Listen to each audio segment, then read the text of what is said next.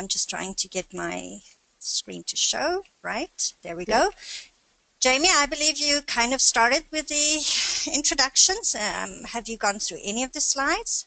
Yes, we are at slide 9, where we're jumping right into the challenges of transboundary conservation. Oh, excellent. So let me quickly jump there with you, if you bear with me. And so I think you explained to everyone. Have you shown the slide on the complexity of the issue? This is where I ended, so I hand it over to Right. you on this slide. Right. And so everybody is kind of on the same page in terms of, and what I used here was just to show as an example, if you typically take 3 countries that are joining forces in conservation, you will have what you see here. You already have an ecological system, and then of course on top of the ecological system you have people who work in the conservation area, people who visit the conservation area, you have governments who are engaged, and what you will then get is this social ecological system, but it's not just in one country, it's in all 3 countries. And what you end up with, where you would normally look at just a social ecological system kind of as one system, now you have a very complex system, and we often call that a wicked problem. And I think Jamie might have referred to that already. So looking at, and I'm only using the example of 3 countries.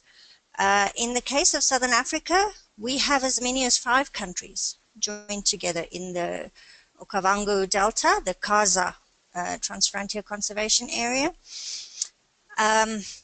So I was just looking at an example of 3 countries, which is kind of the average in Southern Africa. In most cases, I think in the world, it's 2 countries crossing one border in that case. But if we look at some of the challenges just for 3 countries, and this is kind of just the principle, you will typically have some core protected area. These areas are often adjoined, usually across the border. Sometimes not. In the case of some of these Southern African countries, they're not necessarily adjoined. There are some loose standing conservation areas not connected to that core protected area. The principle is that there is a core protected area that requires a certain level of management to protect the ecosystems. And then you have the buffer area. We call that the buffer zone. And this buffer zone is made up of different land uses, which already makes it the social ecological system that becomes very complex, because you have agriculture, you have forestry, you have mining even. Ideally not, but we do have examples of transboundary conservation areas where there's mining within the buffer area. You also have communities, sometimes living not just in the buffer area, but even in the core protected area. So what you have then is 3 countries. They agree to protect or conserve a certain, and then you have this buffer area where life goes on as usual within the country. But the focus, of course, is having that protected area for tourism, for ecotourism, as well as for whatever other activities that do not clash with conservation. Now, the problem is, and this is where the biggest challenges usually emerge, is the disparity between countries, and this is very visible in Southern Africa because countries do differ a lot. How do they differ? You have, for instance, socioeconomic disparity. You could have very different population sizes of these communities on either side of the border. Different economic welfare for the different countries. The tenure system differs. You might have private property in one country, and adjacent you have everything belongs to the government. infrastructure differences, self-organization. So some communities have a voice, others are very often marginalized because these conservation areas are often in remote areas. Then the most important one that we find causes the biggest problems are the difference in value systems, specifically regarding conservation. Not everybody sees the value of the ecosystem, not everybody even living within that buffer area. The whole idea is that the conservation area should benefit specifically those communities living within the buffer area directly. This does not always happen. And so therefore, people value this conservation area differently. Other forms of disparity is in the political realm, where you have in one country, maybe there used to be a war with the country adjacent that they now are protecting. This is the case, for instance, between South Africa and Mozambique, also between South Africa and Zimbabwe. And yet these three countries have the Limpopo conservation area that they're protecting. So also political stability or instability differs between different countries. You have institutional disparity. Some countries have really wonderful institutions running the conservation areas, and then others very low capacity simply because of lack of funding, like the next one, resource allocation.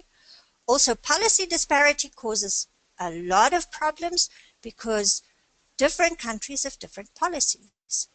And we will get to this later in the recommendations, that is a major problem and requires the attention of the governments to align their policies. I can just highlight the problem of rhino poaching between South Africa and Mozambique. Had largely to do with the fact that there were two different legislatory or policy systems regarding the scale of poaching in terms of how it's valued by the court system. So in one country, it's regarded as a minor crime. In another country, it's regarded as a major crime. So this kind of policy disparity causes problems. Then also priority disparities. To one country, severely struggling with high levels of food insecurity, etc., to them, conservation is really on the back burner. In other countries, often your wealthier countries, conservation is really high on the priority. So these differences also play out in the problems or the challenges. On the ecosystems disparity, you could have, because of the fences that have been dropped, that originally one area might be decimated or one area had been hunted in. So you have differences between the ecosystems itself because of the borders. Then you have different management practices between the different countries. And these things need to be addressed. And we'll just look at that in the recommendations as well. The outcome is it's law of physics where there's disequilibrium, where there's pressure, anytime there's pressure. For instance, if one country is more wealthy than another, there's higher socioeconomic levels, people will migrate. They will use the system to flow into the other, especially once the borders are dropped. And this happens all the time. The animals do it. That was the whole intent. So if once those borders are dropped or the fences are dropped, the animals will migrate where there's more food. So that was, of course, the intention behind the transboundary systems, was so that animals could move freely. But unfortunately, not unfortunately, as a matter of natural recourse, people also use the system to migrate across the borders. One other aspect, major, is that dropping the physical fence by governments, making that decision, does not necessarily translate into the social fence between countries being dropped. That has to actively happen on the ground. And we'll just look at the top and the bottom approaches and how that differs. So currently, in Southern Africa, there are no governance mechanisms that will address either of these. The disparity between the countries, that's not something really that any single government can deal with. But policy disparity needs to be addressed. Then bringing down the social fence is another aspect. And it is actually a fairly easy aspect or challenge to address.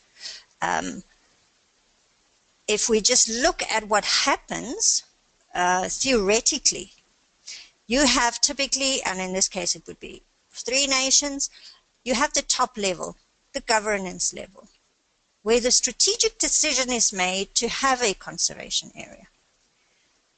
The governments set the goals and they make sure that the policies are there to reach these goals. So this is the top level.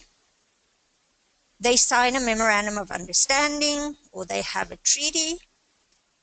That's one part. Then you have the operational side, which is where the management of these joint ecosystems happen. Now, typically, that's that I call it the bottom level. It's just that it's not the policy and governance level.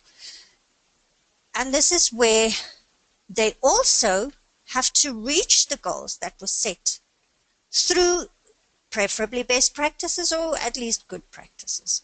And this is the implementation. What currently happens, or even before the Memorandum of Understanding, you would have different countries, each different country, setting different sets of goals. Now, you have 3 different sets of goals. Typically, these countries do not really think this through before they sign the Memorandum of Understanding. There's a lot of improvement, I have to admit, especially in Southern Africa. It has been learning by doing. So there has been a lot of improvement in terms of this governance level.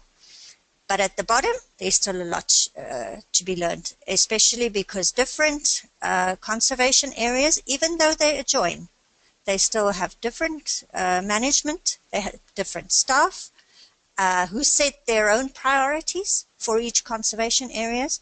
There's very little collaboration across the border, and that's the social fence that I'm talking about. Just to look at some of the policies we would typically get, you would have policies that would at least enable joint law enforcement, where the borders are not respected, or where you have poaching, or many types of law enforcement practices. These policies should, in the ideal world, enable smooth border crossing. This is very rarely the case, at least in Southern Africa. Then there should be, and this was one of the major goals, is to enable joint or complementing tourism activities. It's still really struggling in Southern Africa. Duplication of services. It can so easily be done by collaborating across the border. Then you have joint research activities. This is a huge opportunity. So there should be policies that will enable all of these joint activities to happen. A lot of these are envisaged, but it's not really implemented yet. Then you have the practices at the implementation level. So what you would ideally have there is something, and I call it park management forums. It could be anything. It could be a single board, a steering committee. Sometimes we have in 1 or 2 cases in the world, we have secretariats. We have formal institutions. For instance, in the case of the Balkan, which I used as a transboundary protected area by 9 countries.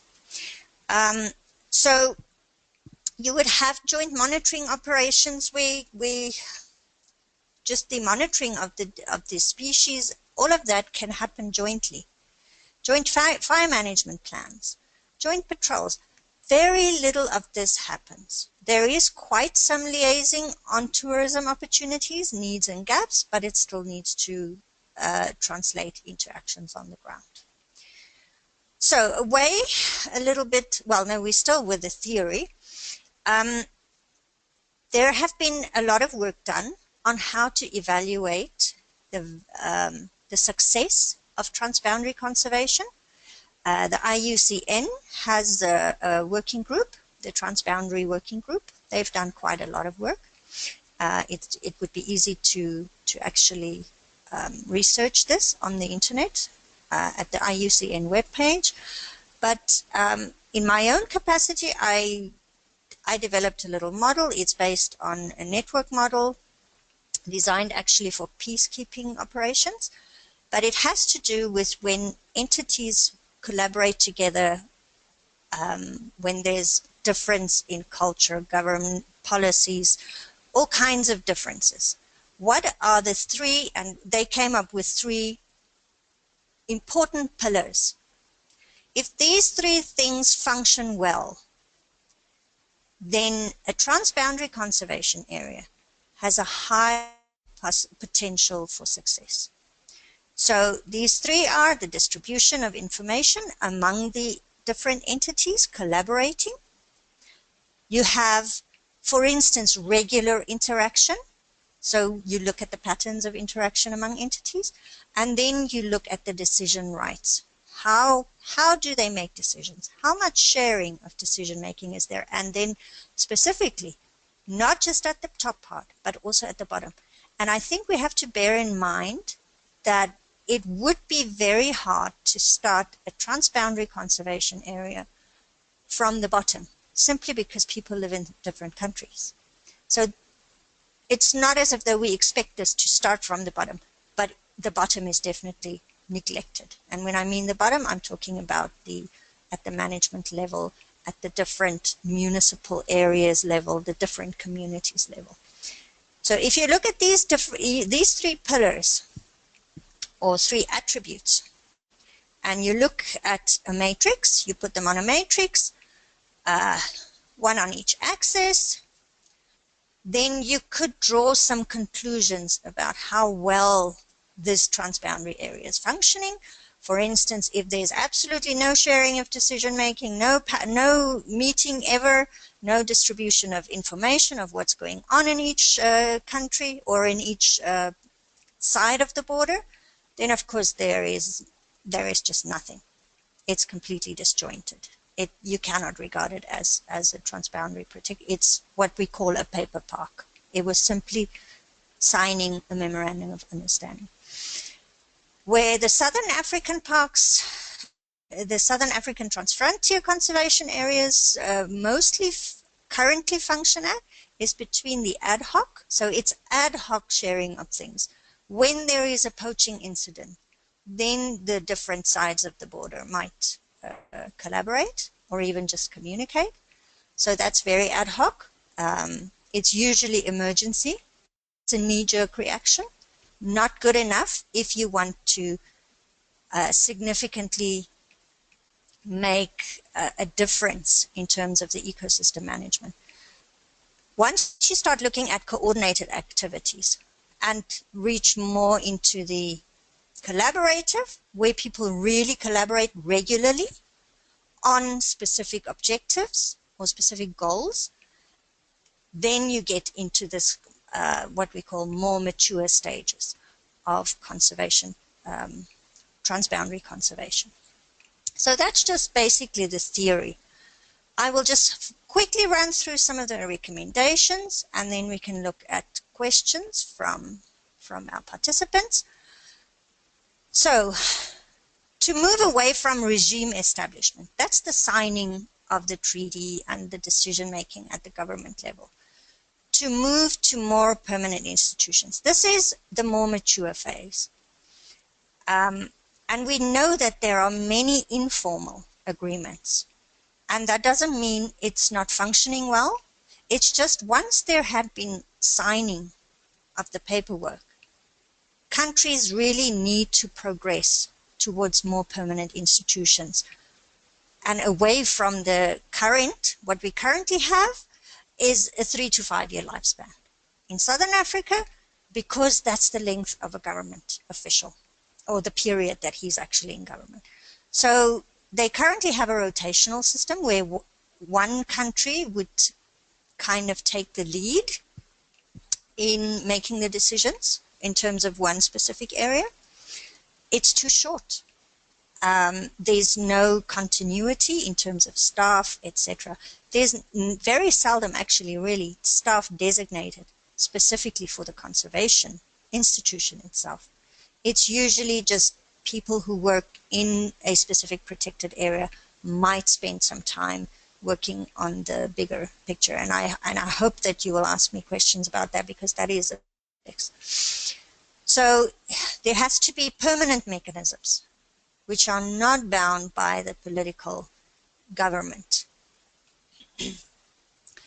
Then developing self-regulating mechanisms unlimited by international borders. Mainly, what this mainly means is that all the normal things that handicap countries in collaborating, like border patrol, all of that, should be diminished so that things operate as a system and not as 3 or 2 or 5 different systems. Identifying and ranking policies, this is a very critical step, and it's overlooked by many countries. They kind of, once they have a problem, then they realize, oh, but our policies are not harmonized. They're not aligned. So this, I would say, is really one of the most important steps in achieving proper transboundary conservation. Ensuring greater permanence in funding. Currently, most of the Southern African transboundary parks are funded either by NGOs, private institutions, very little funding from the governments themselves. Ideally, the funding should, I think in the end, come mostly from those governments. Then they have, of course, a vested interest to make it work. And ideally, there should be some form of an institution that span the country borders. Now, this is difficult, but it's been managed. Some areas, like the Balkan, like the Five Lakes in Northern America, they have managed to come up with some form of an institution that is separate from the governments and that function by inputs from the governments, but are kind of independent. That would definitely decrease the fragmented approaches. Just 2 more. The bottom-up decision-making process should be strengthened. There should be some kind of a forum or a committee that straddles the border, and that these should not be forced, but that that the interaction should be meaningful, because the goals are already shared. They have the same objectives in terms of the conservation. It's simply that they don't always have the same resources, the same national objectives. Then to use common threats like poaching, and this has really happened in the Limpopo Transfrontier Conservation Area, that the threat of poaching of rhino and elephants have actually drawn the communities, the conservation communities together. But it would be far better to actually use the common interests, to build or strengthen these cross-border communities of practice, we call it. And then to develop your networks of stakeholders on both sides of the border and to unify them, to have them meet, like research networks or academic institutions on all the sides of the borders. I could use one example. In Southern Africa, we have the Savannah Network meeting, and it is sad to say that very seldom, in this case, it would be Mozambique, Zimbabwe, and South Africa. It is usually hosted within the Kruger National Park, and it doesn't always represent the fact that it's within a transfrontier conservation area. You don't always have people from the different countries present, presenting the work that they've actually done jointly. This is a huge need, as well as other kinds of networks of stakeholders, very often from the private sector, get them involved in these kinds of networks that ignore the borders, that actually manage to work together. I think I've used up my time anyway. I'd love to hear questions, because that's when I actually find out what is it that people don't understand. Jamie, over to you. Oh, great. Susie, this is Christy. I'm going to help you moderate the question and answer session. Can everyone hear me? Yes? Okay, great. So for the participants, those of you who have been here before should have a pretty good understanding of the system now, but for newcomers, I wanted to let you know there are two ways you can ask questions. The first is to use the hand raising function, which is in the right hand control panel. So just raise your hand and I can lower it, and then you can ask your question. With such a large group, we do keep everyone on mute except the presenter and moderator. The second option is that you can type your question into the box. There's a function that says question, and then we'll also be going through those and asking them for you. So with that, I don't see any hands raised, but I do encourage you to use the hand raise function if you're interested. And I'll go to our first question from Anastasia. Oh, she's asking, she's been out in the field with no internet. Can I catch up by submitting assignments for the last 2 webinars later? Yes. Next question from Sarah. What is the current appetite for an internationally recognized formal designation for transboundary parks, specifically international peace parks? Sarah, can I jump right in, or should I wait for more questions, Christy? Yep, jump right in and we'll go question by question. This is an excellent question. I think the appetite is there within a small percentage of practitioners working within transboundary conservation areas. We have always realized the need for such an international designation. I've been working on transboundary conservation research for the past almost 10 years, and I have not seen it go beyond that percentage.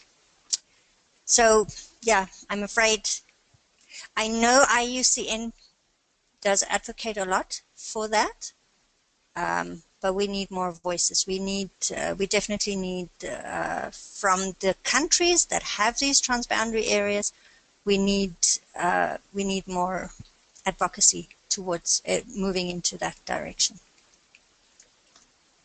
Great, thank you, Susie. The next question comes from Zoltan, and his question is, any experience with transboundary marine protected areas? From my side, I do not have that experience. Again, I would refer you to the IUCN work, but also other countries have done, in Costa Rica, I know, for instance, a lot of work on there. They have a very good transboundary area. So there is research out there. I am not the best one to. I did mine on land. Thank you, Susie. I would suggest, though, sorry, Christy, that the principles are the same. Great, thank you. The next question is, how best can Indigenous community conserved area policies be harmonized, and how can private landowners be integrated into policy formation and harmonization? Very difficult question. I was part of a think tank here in Southern Africa, grappling exactly with that question.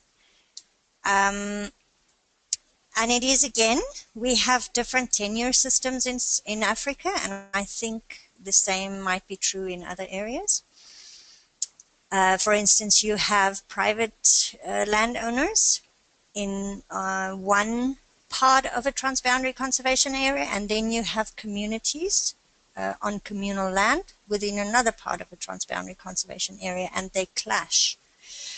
What we have found at the very ground level that has worked quite well is to have joint workshops with communities on different sides of the border, because they would never really meet up because physically they're just too far removed.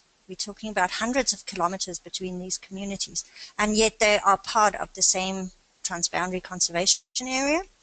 So we have had examples of workshops that work very well, where the different communities or representatives from the different communities visited other communities within the same transboundary conservation area, or even where we've had from different conservation areas that they visit each other.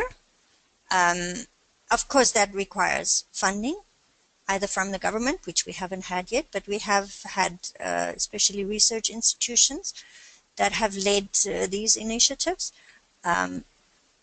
It's really critical that the different communities hear each other, especially where you have different socioeconomic levels, because that's something where the values really always come out.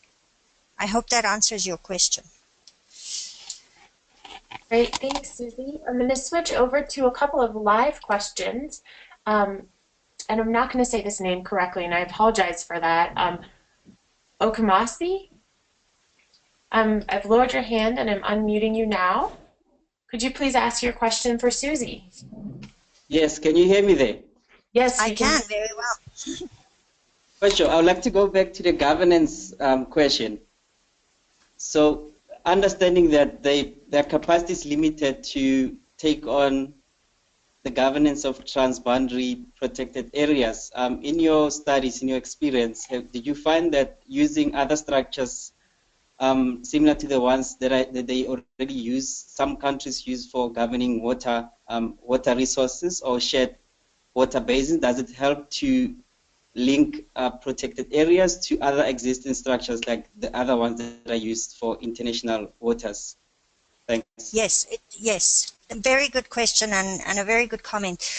The moment you start looking, for instance, at shared rivers that run, and this is quite often the case, that there's a number of rivers that run through the transboundary conservation area, where the river starts in one country and ends in another. This is actually such a good driver of collaboration across the border, because both countries are impacted, especially the countries downstream. And so to use those structures is a really good idea, and it's used in some of these Southern African conservation areas, not all of them. And to actually look at using those structures is an excellent idea, because already the right principles are in place, and the practitioners understand the consequences of management actions.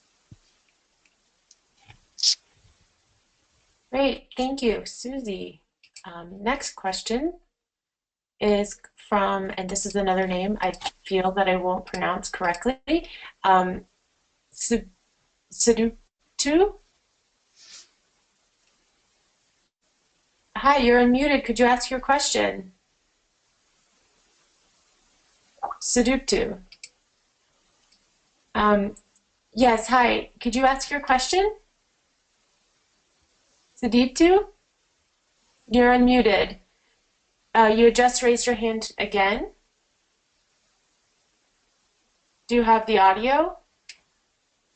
See, okay. Since we're having some connectivity problems, if you could please type your question in, I can read it out. Thank you. Okay, so then I don't have any more hands right now. I'm going to switch back to some written questions. How is the management of transboundary areas done? From a few experiences, most managers are based in a town very far away from transboundary conservation areas. Can you explain more? Yeah, and it sounds like I have really people who know what they're asking, because this is at the heart of the problem. And this is what I mean when I refer to having a formal institution.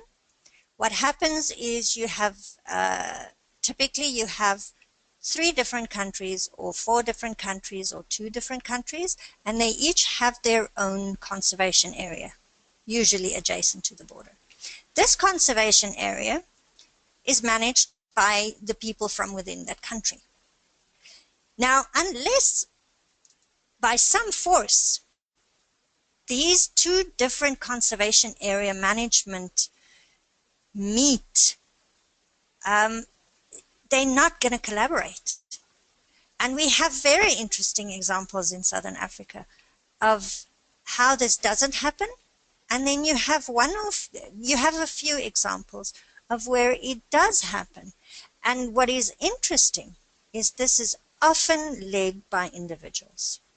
So if you look at the maturity of collaboration, that's kind of at the bottom, but because you don't want individuals only to lead these would be individuals who have the vision, who share the vision of the objectives of the Transboundary Conservation Area, and they would usually push for having regular meetings or whatever.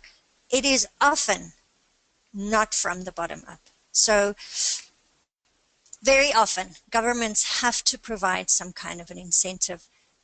And my recommendation always is that there has to be some kind of, if it's not a physical building, that there must be some kind of an institutional arrangement that allow for these different managers to travel to a central place where they meet regularly and where they plan jointly, and when they actually make decisions jointly on whatever issues impact the ecosystem area. So that is at the heart of the problem, is that these people are far apart, they have enough on their plate, so they're already looking at their own conservation area. It is not ideal to not have this kind of a shared central institution or some kind of an arrangement where people's time is dedicated to that activity. It is really a good question and not easy to deal with. You have to have political will from the government to enable this and to empower these institutions. Thank you. The next question is from Otsanu, and I'm going to unmute you now. Yeah, hello. Hi. Can you hear me? Yes, we can hear you great. Yeah, this is Dumbuya. I'm here together with Usainu. We have been following the presentation, but we are still wondering if you guys could really guide us on how we actually, going to get this work, because from the presentation we can see that we almost done all what has been said during the presentation, because we have a transboundary between the Gambia and Senegal, which is Nyomi Delta du Saloum.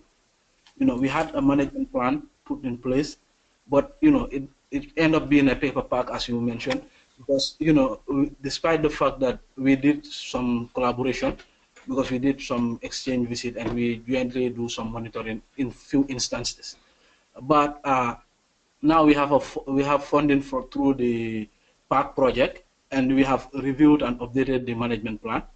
But our fears are that if a new mechanism is not put in place, we might end up falling into the same trap. So looking at your recommendation, this was things that came up during the visit in Senegal, that we need to have an institution in place that is going to be responsible for both parts, unlike what is currently happening, because it's like we are just jointly collaborating, but Gambia on our own, we are managing our side and they are managing their side. And we have different management regimes. For us, we are doing a co-management system within our area, and for them, they're using guns. It's like restricted areas. Unlike in the Gambia, we are not allowed to use guns. So we are using more community approach, and for them, they're using, they're using the law.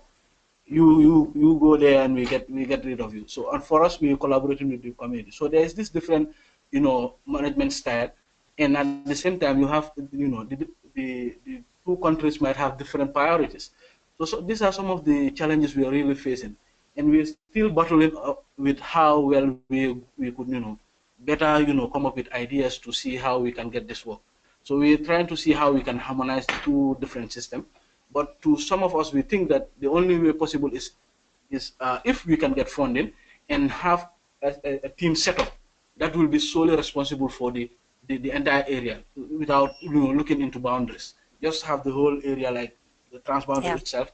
This is a team that we have put in place. It could be a mixture of Gambians and Senegalese, and say you are responsible for managing the area over a period of time, maybe 3 years or 5 years, and after that we can see is the implementation effective, and then we can evaluate and see if we see it is more effective, then we can see mechanisms in how we're going to do about it. But still, there is this debate that whether we can get the political powers on board because of the differences. So, and we're still really very confused. So we decided just to pop this up so that at least we can hear different views as well. Yes, it's really wonderful to hear from somebody within the management, what I call the bottom, and I don't mean that in a negative way, because that's where things really happen, right? That's where you implement whatever policies there are, and that's where things go wrong. And exactly the situation that you describe. This we also have in Southern Africa with the different, and the problem is that the government isn't focusing enough on whatever it is that they signed jointly. How do we hold them accountable? It would be sensible to get funding for this initiative, exactly as you explained, because what you need is some central forum, committee or secretary or whatever you want to call it, where you have a team of focused people, as you said, dedicated to managing that whole area as a whole system, and not as 2 or 3 different conservation areas. The money issue, you will probably have to look into the international arena. Again, I said, unless the government changes that perspective and unless they start jointly funding it, they will probably not have a vested interest in making that institution work. So it has a lot to do. You will have to have a parallel approach. First of all, to try and get the funding to have that kind of institution up and running, but at the same time, you need to have the advocacy level.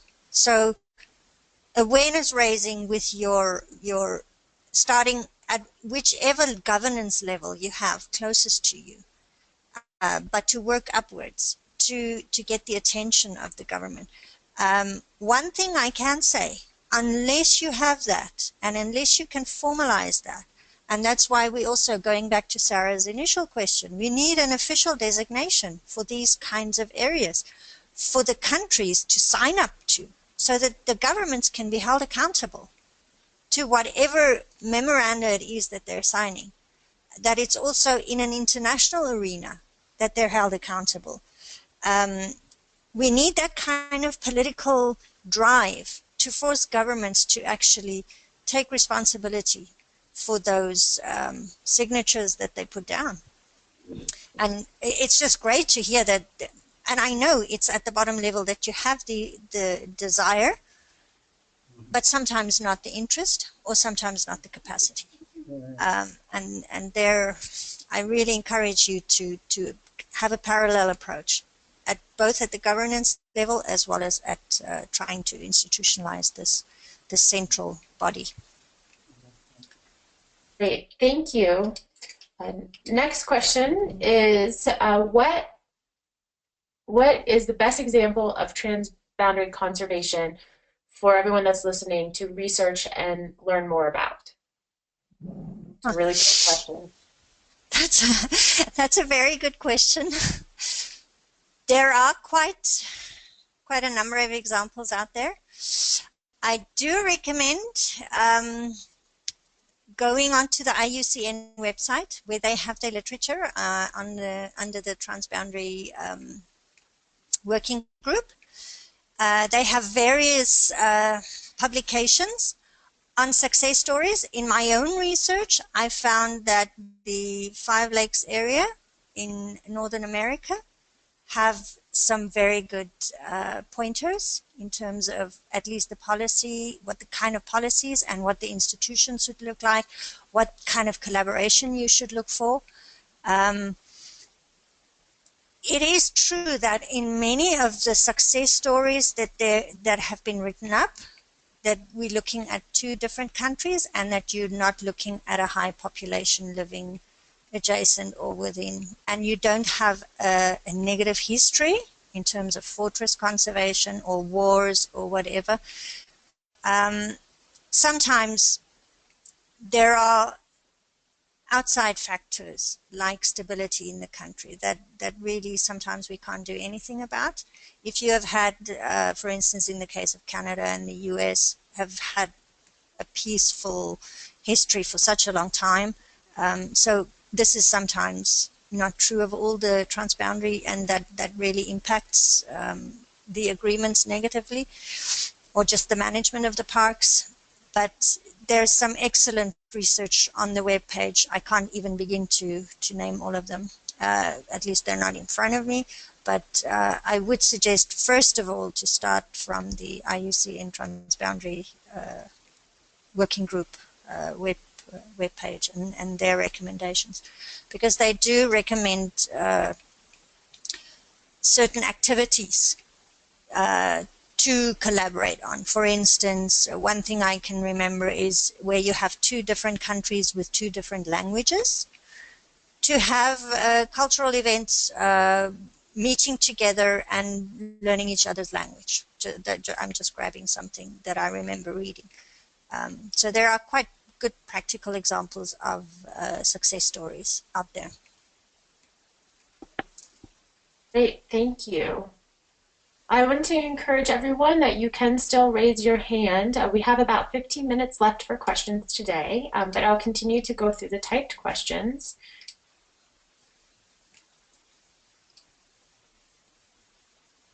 Are there any Nigeria and Cameroon transboundary conservation areas that you know of, Susie? The person typing the question also states that they know there's a number of collaborations in biodiversity conservation for elephants and apes. Between Cameroon and, I didn't hear which other countries? Cameroon and Nigeria. I don't remember offhand. I do remember that Cameroon does have a transboundary conservation area, but I don't think it's with Nigeria. So no, I'm sorry, that I can't just remember right now. It's okay, very specific question. Maybe you could talk about how transboundary conservation is successful in the conservation in elephants and apes and other big species. Yes, the one in Uganda on the border is has gone through some difficulties, but they have made great gains. So it's a good idea to read up. There are articles on the Virunga National Park. The park that I'm quite intimately familiar with in southern Africa is the Mapungubwe Park, where you have elephants. And the whole idea behind that park was because the Botswana area, where the highest number of elephants were found, is completely decimated. And so the whole focus had been on creating a kind of a passage area for elephants, because there's two big rivers, and to enable the elephants to actually traverse into the adjacent countries. Some of the difficulties we've had there is that there are communities living, for instance, on the Zimbabwe border, and so these communities suffered from the elephants destroying their crops. And so these communities have actually asked to be fenced in, to have fences around the at least where they plant their crops. It was done, and the villagers were very happy with this. So some success story there. What is unfortunate there is that even the bigger area is not big enough. So now the idea is to have a buffer zone that cuts across into the Kruger National Park. It's at an advanced stage, the negotiations, so that there would be some kind of a corridor running from the Mapungubwe Conservation Area into the Limpopo Conservation Area to make the space even bigger. So those are two specifics that I can think of just right off. Great. Thank you, Susie. Great examples. Next question. What is the name of the model, the matrix that you showed, to assess transboundary conservation effectiveness, and is there reference for that? So what I've done is I've adapted the model for my own research, and I call it there is a governance model, and this one that I specifically refer to is the collaboration model. It is adapted from it's a NASA model that 65 different scientists came up with on when you have different entities within different countries working towards a single goal. So it was adapted from the NASA, it's called the maturity model, I believe it's called. And so you can research that. The research, they came out with a big, thick textbook on this model. But my own model you can find you can actually just email me and I can send you that. Thank you, Susie. If you can send that to me, we can post it in the classroom. Absolutely, absolutely. Okay. Next question. How do you translate from the policy level to the implementation level? This is a specific example. We have an MOU at the national level between Vietnam and Cambodia, but it's very difficult to translate it to the park level in the actual protected forest. Yes, we have the same problems in Southern Africa because you have policymakers and decision makers almost acting separately from the management. What we have in Southern Africa currently are working groups, technical working groups that work on different aspects of the management, and they then provide advice into the governance levels. So I don't know if in this, it works in some cases, and where it works is where your working groups have very dedicated people that share the vision. For instance, if I'm just thinking about, you would have a tourism working group. And if you have dedicated individuals that share the vision of enhancing the tourism in a specific area, they provide, they're active, they meet regularly. But we also have other examples where these working groups, they do this as a side. Of course, all these working groups are people who are professional, they have their own jobs, and so they don't always join the meetings. These are problems that they really struggle with. So it's all about the strength of that connecting level. And in the case of Southern Africa, these are usually working groups. I'm not sure how you do it in Cambodia and Vietnam, but there definitely should be a kind of a bridge between your management level and your policy level. Thank you. The next question builds on to this one. Transboundary conservation does not seem to work well in countries with sensitive borders. How much of transboundary conservation is discussed in global conventions like the CBD, Ramsar, and CITES?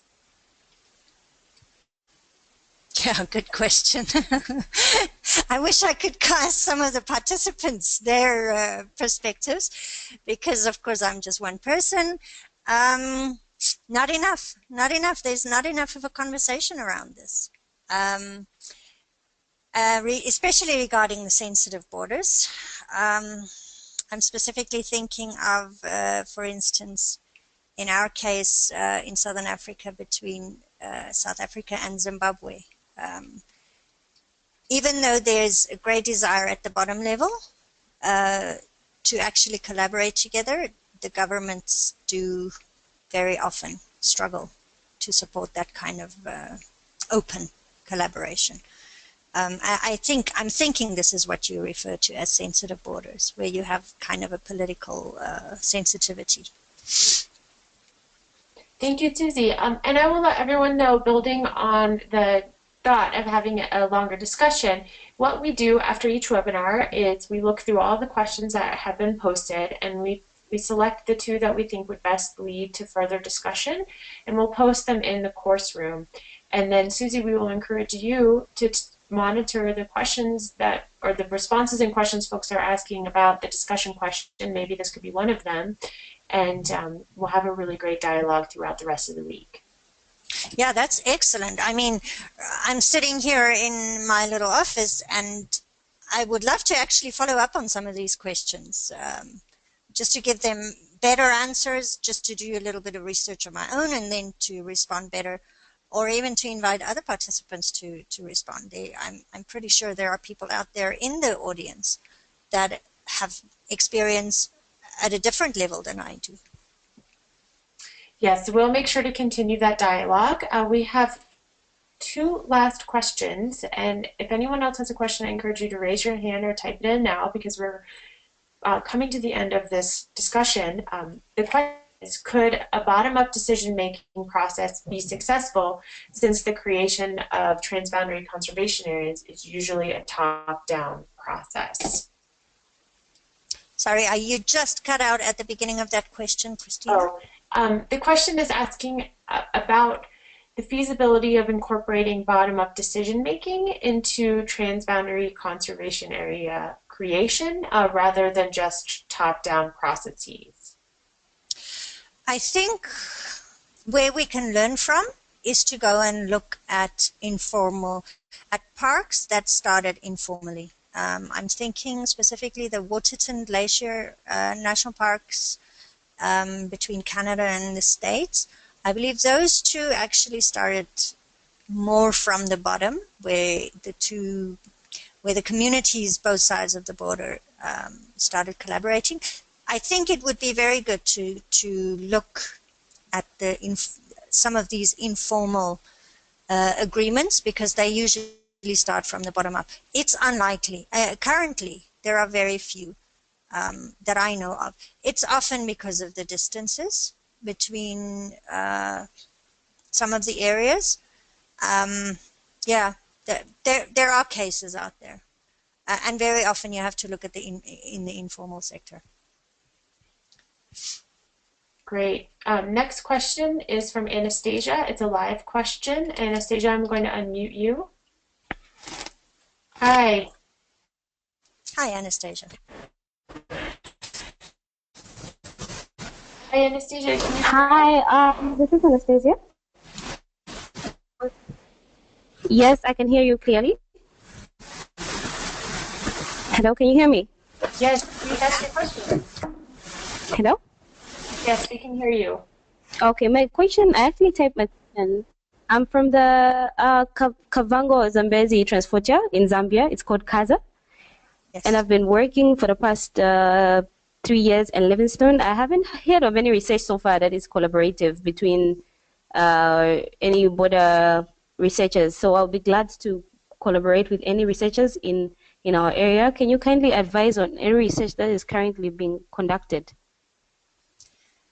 I do believe, yes. I don't know if you're familiar with Alexandre Caron from CIRAD.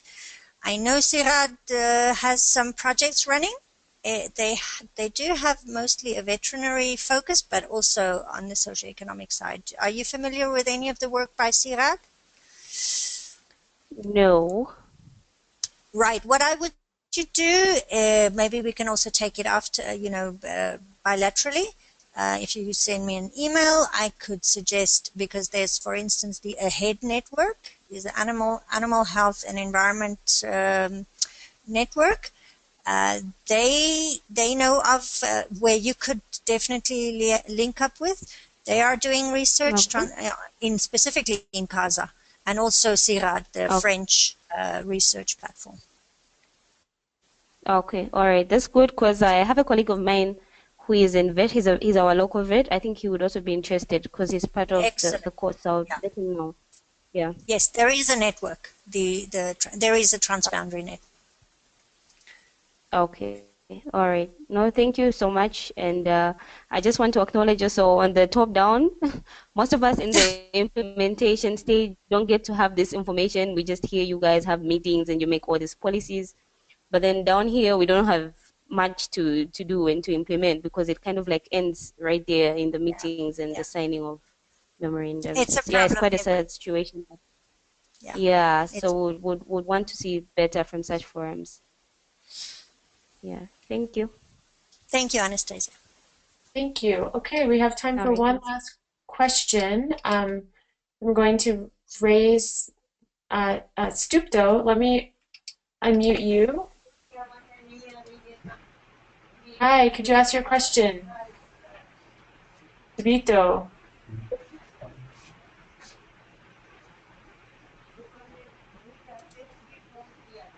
Okay, question. Okay, I've lowered your hand. Could you ask your question?